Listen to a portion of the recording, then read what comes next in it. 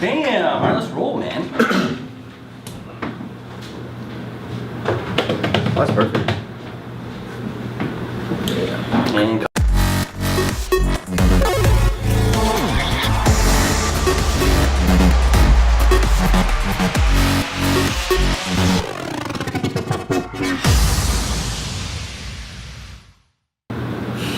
what's up, guys? Welcome back to episode 17 of the Grand App Show. 17. with special guest today. Good morning, everybody. Joesph here with Teamphoria. Where are you from? Grew up here in Grand Rapids, similar to Grand Rapids, Three Rivers.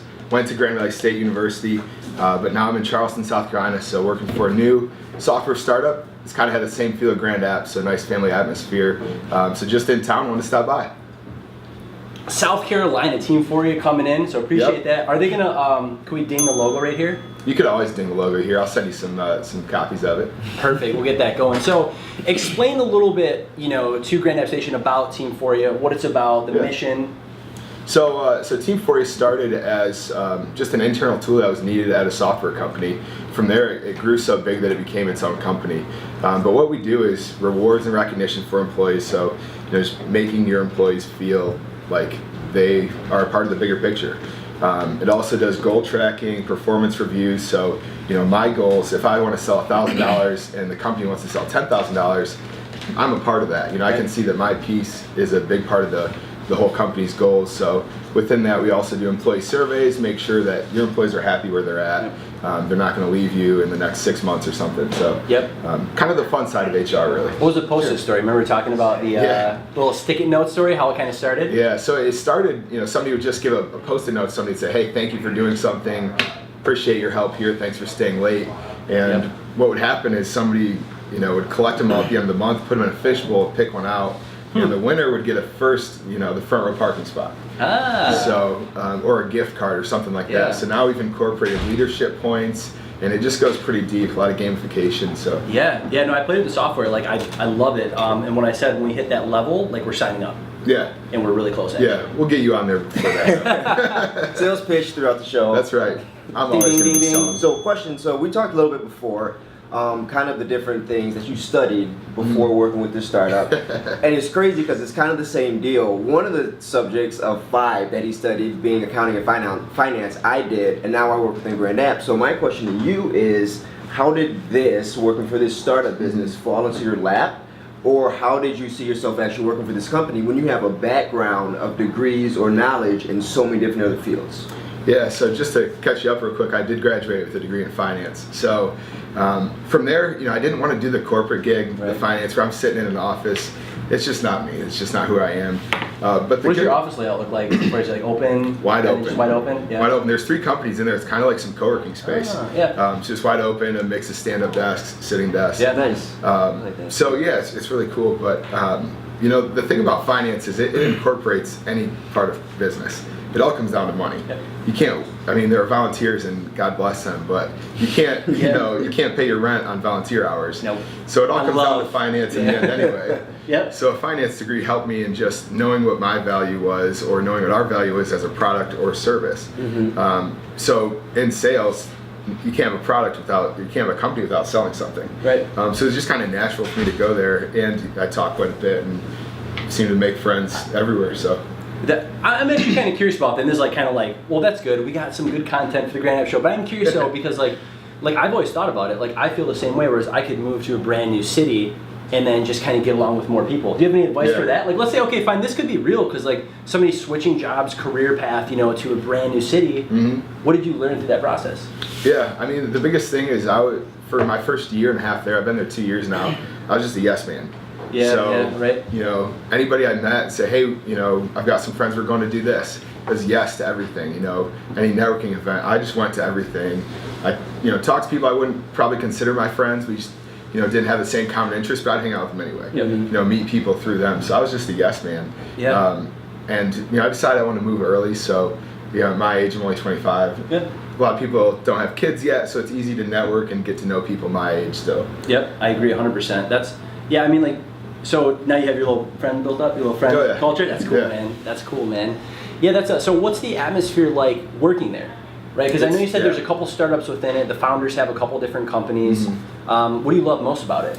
So it's really cool. Like, I'm on vacation right now. I'm up here with my family. Vacation. Hanging We're out. still talking deals. But I'm spending yesterday working. So the cool thing is, we have unlimited vacation policy. So it's just kind of take it as you need it. So with that, comes a lot of responsibility. You can't just take off for a month. So when I take off this week, it's kind of on me. It's like, all right, I'm still going to work and do the things I need to do. I'm still going to enjoy some family time, but have a mix of that. They also have core hours, so they say that you should be in the office from 9 to 3. Sure. For the most part. Other than that, if you're an early riser and you get in early, great. If you're stay late, get in at 9 and stay later. But it's just a core 6 hours that they want everyone to be there. And just kind of as a sales team, we're early risers, so we get in early, 7:30, 8 o'clock, and we all just have a stand-up meeting at 10 after 8 just to get everyone on the same page. See what we're all doing, what's working, what's not, just to get all together and running. Yeah, so funny story about that is, so actually Brandon, where the GTM came from. So we have this thing, guys, that we do every single morning and night. We call it GTM, AM, and PM. And what that is 6-minute mark. Charles, but so we get together and it's get to the money AM, get to the money PM. We go over the top 5 things we need to do throughout the day, to get to the money, like whatever we can do to collect a dollar from wherever we need to get it. And then we do the PM, which is what we have to do the next following day. And then we have what's the best thing to happen to you throughout the day. I got that from you. Yeah. Because we're doing a sales huddle. He's like, well, Chris, I got to go. We're talking to the he's like, I had a sales huddle. Like, wait, tell me more. And he's probably like, who cares? Like, what do you care about? I'm like, no, just tell me why you guys do it. How do you do it? And he told me about it. So I was like, we need to implement something like this yesterday. We actually called it a sales huddle until we switch it back to the. It does, because we did it. Yeah, and if you're not in the office at the time, we just post on Slack L24, which is what you did your last 24 hours, and N24, what you're going to do your next 24 hours. But I love that though, because it keeps you focused. Because you being in sales, and if you do other stuff within the company, a company you work for too, your mind gets scattered, right? You could check your emails, this and that. Then I could forget to send this one proposal out or reach out to this one prospect. So at least those top 5 is what at least I know. Okay, that's my 100% today. I have to focus on to possibly close that deal, get the dollars and whatnot. So we started doing that a long time ago, kind of fell off. Now we're getting all our systems, all our ducks in a row, I guess, to really hammer home our sales team. Yeah, and it's one of those things we schedule for 15 minutes. Sometimes it's 5, sometimes it's 30. It's as needed. So you right now, so where's Teamphoria going? In the next 5, where do you see that happening? Well, companies are really getting big into culture and engagement. I agree. So we're at a great point in the market right now, and we really have, and this is unbiased, some of the best development team ever. We've got some that are getting graduate degrees at Harvard. So they, anything we say that we want to do, or as a sales team, whatever we're hearing on the street, they can help us do. So I think, the next 2 quarters, we're really going to grow quite a bit. We've got about just under 200 customers right now that use the platform. So if we could get that to 300 or 400 in the next year or so, I think we'd be pretty happy. What about your employee base? How many employees do you guys currently have? And what's like your skill level? Are you guys looking to just grow clientele? Are you guys comfortable with the employee level that you guys are at? Or it's always a hard balance. Like finding the output based on you're gonna have to get more workers. Yeah, it's a chicken before the egg kind of thing. What comes first? But we're at a point right now where I think we're at a good balance. We're always, if we find some great talent come through, I'm sure we'll hire. I'm not making those decisions. I just kind of focus on Brand's out of the question. Well, we don't want it. He doesn't like the warmth anyway. But we're at a balance right now where I think we're good. Our next hire probably will be not on sales or the dev team, just kind of somebody that does product marketing. But I really don't know exactly where it goes. The next 2 months will tell a lot for us. Yeah, I agree, man. That's cool, man. Teamphoria, check it out. We'll put the links below. Where do you what's your call to action for everybody?